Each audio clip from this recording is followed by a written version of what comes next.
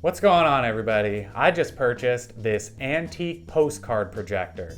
So now I can have cool postcard parties like in this old advertisement that I found in a Sears catalog from 1911. See how much fun all those people are having looking at whatever that is? Well, I want to do that too.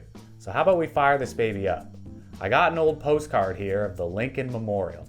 So let's just pop that into the holding plate, and then we'll slide the plate into the back of the projector, and then we'll set up the projector and turn out the lights, and we'll see that the image looks absolutely terrible. All right, so I actually got a crazy good deal on this projector. Normally, people sell working models for like well over $100, but I got this one for 35 bucks, which is an awesome price. Especially when you consider that if I had bought this thing brand new back in 1933, it would have cost me $8.50, which is roughly equivalent to like $200 today. So that's how you know that I really got a steal. But although I'm super happy to have gotten a good deal on the projector, I do gotta admit that after playing around with it for a bit, I absolutely understand why I got it for so cheap. Like, first off, this is a Keystone Radioptican model 421, which is a type of postcard projector that I believe was sold in the late 20s and 30s based on the age of all the old advertisements that I've been able to find for it. Almost all of these ads are from 1929 up to about the mid-30s, which in the grand scheme of things really is not all that old for a postcard projector. Because remember, that ad that I showed you a minute ago was from 1911, probably 20 years before my Radioptican was even manufactured. Postcard projectors were super popular for decades in the early 1900s, so it's only natural that this particular model would be a little cheaper than some of the older projectors. But age alone definitely does not fully explain how I got such a good price. There is absolutely a few eccentricities with the projector itself. Like up here, you can see that one of the cooling towers on top of the unit has been completely replaced. These were added to the design to let out hot air and keep the projector from overheating. I'm guessing that one of them probably broke off a long time ago, and so somebody added in this fake tower to replace it. Interestingly though, the fake tower does not have any holes in it, so it's pretty much useless for keeping the projector cool. It's kind of just meant to look nice and preserve the original aesthetic of the Radioptican. Somebody also repainted almost the entire projector. I'm thinking maybe the same person who put in that fake tower. For some reason, they skipped over the bottom. That's still all rusty, but otherwise, this black paint is looking real sharp. And there's also been some updates inside the Radioptican. The wiring's been redone and the original light bulbs are long gone. We got these modern ones in here instead. Which, by the way, while we're in here, it's pretty cool how simple the design of this projector is. The light from these bulbs reflects off the postcard and then casts an image through the lens out onto the wall. There's no mirrors or anything fancy, just bright lights and a glass lens, and that's it. Oh, and you want to hear something really crazy? Some other postcard projector models actually used kerosene lamps to light up the cards. Can you even imagine that? Like a little fire just burning away inside this thing as it casts a flickering image of the Lincoln Memorial out onto the wall. But instead of that, on my projector, we just got these regular old modern light bulbs, which look nice and are really bright, but probably also contributed to the low price that I paid for the projector. Because a lot of collectors really don't like restorations like that, or the new paint job, or the fake cooling tower here. But all that said, I'm kind of beating around the bush here. Obviously, the biggest reason that I got this projector for so cheap is because the actual image projection looks horrible. As you saw, it is ridiculously blurry. And I think I know why. I'm pretty sure that the lens is supposed to be adjustable. Like, if we look at these pictures of the Radioptican in some old advertisements, it kind of looks to me like the lens is sticking out way further than it is on my projector. Like even just looking at it up close, I can see that the lens kind of seems like it should be able to slide in and out. But the problem is, it does not move at all, no matter how much I pull on it. I thought at first that it might just be rusty or something, but no, this thing will not budge in the slightest. I'm thinking that whoever did all these restorations to the projector somehow, either intentionally or unintentionally, like locked the lens into place, and so now we're just stuck with this blurry, crappy little image on the wall. But I actually got a solution for the problem. I can't adjust the lens anymore to get a better picture, but I can adjust how far away the postcard is from the lens. So with that in mind, let's try projecting the Lincoln Memorial again. And this time, instead of using the holding plate, I'm just gonna hold the postcard in my hands and manually move it back and forth.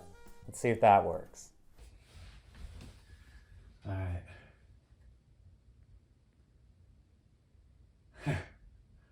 That is not bad, actually. That looks pretty good. Not bad, right? The picture is much clearer with this method, except now we're kind of running into another problem.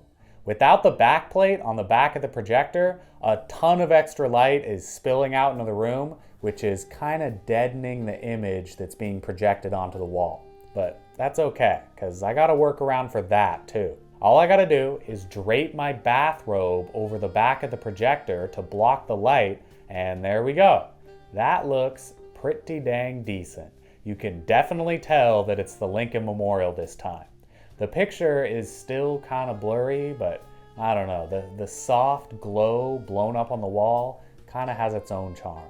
By the way, here is what that postcard looks like on its own. This is a linen thread card that was probably printed in the 1930s or 40s, so it's not too far off from what people might have actually been using in the projector way back in the day. But hey, now that we got the projector working pretty good, how about we project some cards, see how they look? Here is the Plaza Hotel in San Antonio, Texas, circa the 1940s. That one looks pretty good, actually. I think because there's not a lot of detail on this one, it shows up really well in the projector. Here we got Yellowstone National Park. As you can see, the projector actually mirrors the image on the postcard, so I'm probably gonna have to flip the video on a few of these so you can actually read what the text says. All right, here we got Reno, the biggest little city in the world, according to this card from 1948. All right, this one is super cool. This is the US Army during World War I doing some training exercises. This is the medical corps, so I guess they're practicing carrying around some wounded soldiers or something like that. Here's one that's very near and dear to my heart. Lake Chargogagog, Manchagagog, Chabanagungumog in Webster, Massachusetts. And yes, that is the actual name. It's Lake Chargogagog, Manchagagog, Chabanagungumog. This is a cool one. It's Times Square at night in New York City. Probably 1930s or 1940s. This one is a sunset in Yosemite National Park. Here we got a cabin that Teddy Roosevelt used to stay in North Dakota. This one is the New York World's Fair. This one looks really nice, actually. Now, as fun as it is to look at all those location-based cards, I do have to admit that we are definitely still losing quite a bit of detail on the image. The actual picture is still pretty blurry. So maybe the real value with the postcard projector is not with those location cards that are meant to be beautiful and detailed, but instead with antique comedy cards like these ones, because these are just meant to be jokes. It doesn't really matter all that much if we lose some of the detail. So let's check a few of them out. All right, check this out. Here we have a comedy card from the 1910s that says, "The way girls look when you have candy and haven't." There they are when they have candy. Look how happy she is. And that's when you don't have candy. Aww. Here's one from 1906 that says, "Why the devil don't you write?" Just imagine getting that in the mail and knowing whoever wrote it is PO'd that you haven't been keeping up with your correspondence. This one's not really a joke, but I just thought it was pretty cool. This is the state capitol building in Salt Lake City, Utah. And attached to this postcard is this little baggie of salt from the Great Salt Lake. P.U. Next time we're going first class.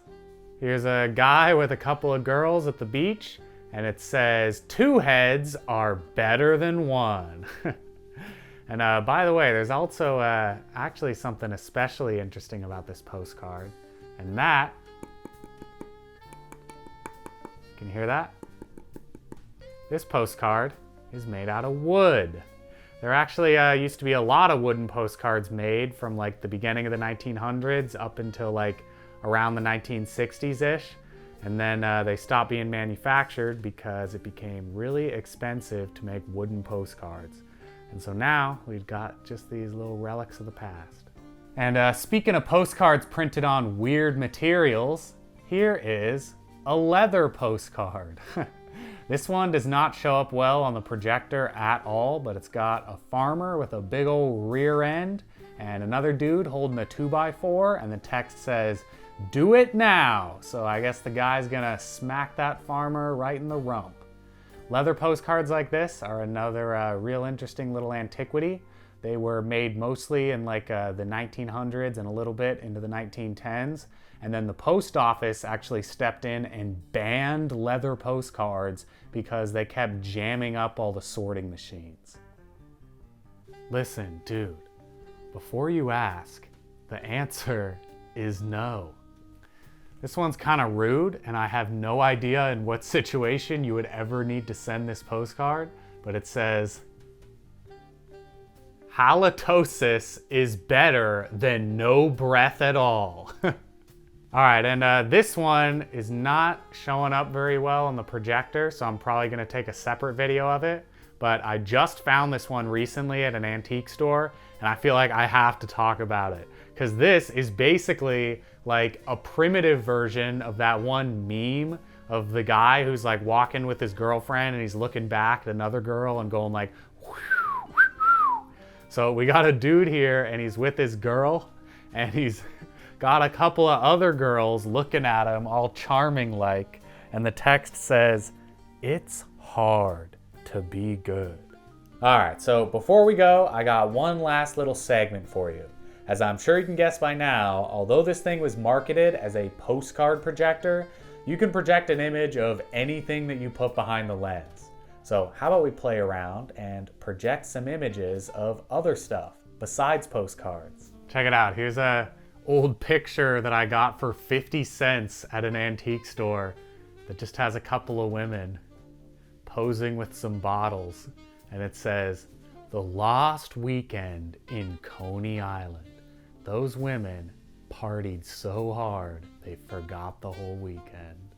Check it out, guys. It's the world's longest matchbook. Yeah, look at that matchbook. It's so long.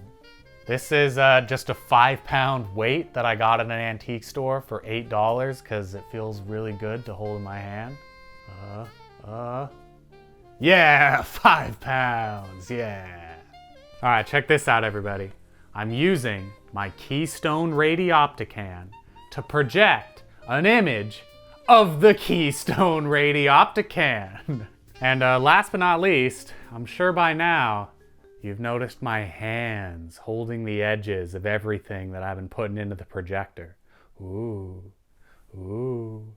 Ooh, look at that big hand. Ooh.